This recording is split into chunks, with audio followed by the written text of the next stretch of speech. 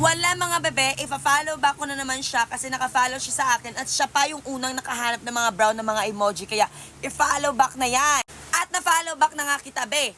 Kaya kayo dyan mga be ha, ang next nating ipapahanap is lahat kulay green naman ng mga emoji.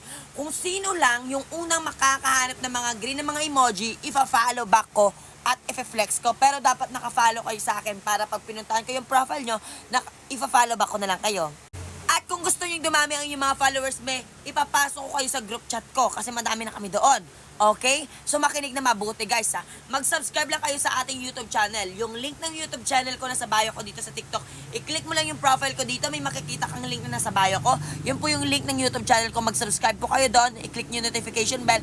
At mag-comment kayo sa mga video ko para ma-notice ko kayo guys. Kasi doon ako bumabase ng mga ipapasok ko sa group chat ko para dumami yung followers. Okay, kung sino lang yung nakapag-comment at kung sino lang yung nakapag-subscribe sa ating YouTube channel, siya lamang yung aking ipapasok sa group chat.